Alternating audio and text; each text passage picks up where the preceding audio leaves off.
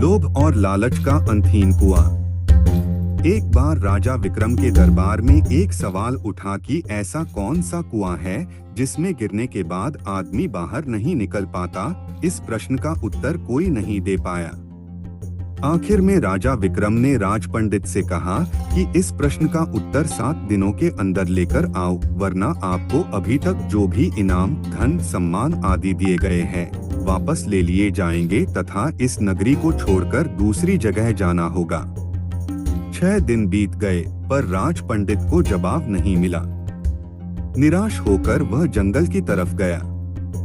वहां उसकी भेंट एक गडरिये से हुई। गडरिये ने पूछा, आप तो राजपंडित हैं, राजा के दुलारे हो, फिर चेहरे पर इतनी उदासी क्यों? यह गडरिया मेरा क्या मार्गदर्शन करेगा? सोचकर पंडित ने कुछ नहीं कहा। इस पर गडरिये ने पुनः उदासी का कारण पूछते हुए कहा, पंडित जी, हम भी अलग अलग संतों से जंगल में मिलते रहते हैं, थोड़ा ज्ञान उनसे मिलता रहता है।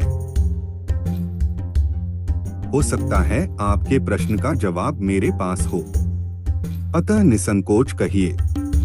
राजपंडित ने प्रश्न बता दिया और कहा कि अगर कल तक प्रश्न का जवाब नहीं मिला तो राजा नगर से निकाल देगा।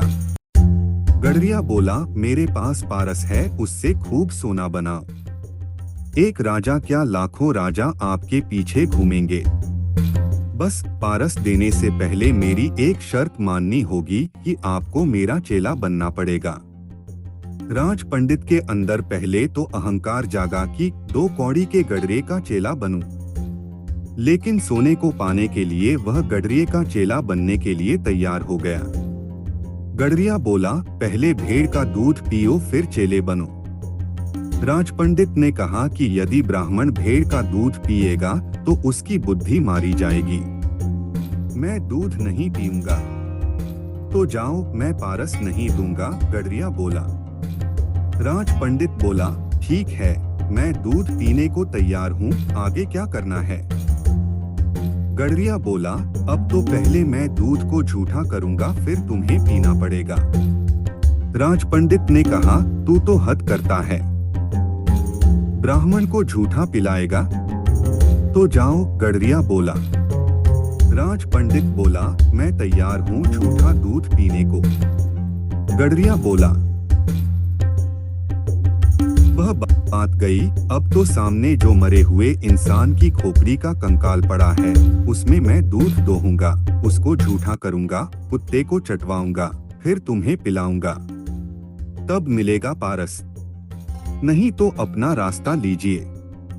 राजपंडित ने खूब विचार कर कहा, है तो बड़ा कठिन, लेकिन मैं तैयार हूँ, गडरिया बोला। मिल गया जवाब। यही तो कुआं है, लोभ का, तृष्णा का, जिसमें आदमी जब गिरता जाता है तो गिरता ही चला जाता है और फिर कभी बाहर नहीं निकल पाता। जैसे कि तुम पारस को पाने के लिए इस लोभ रूपी कुएं में गिरते चले गए। आज राज पुरोहित को नए ज्ञान की प्राप्ति हुई थी, ऐसा ज्ञान जिससे उसकी प्रतिष्ठा, संपत्ति को खोने का डर हमेशा के लिए समाप्त हो गया। उसने उस गडरिये को गुरुसम मानकर प्रणाम किया और चल दिया राजा विक्रम के दरबार की ओर उसके प्रश्न का उत्तर देने। परमात्मा आपको सुखी रखे, आपका दिन आनंदमय हो।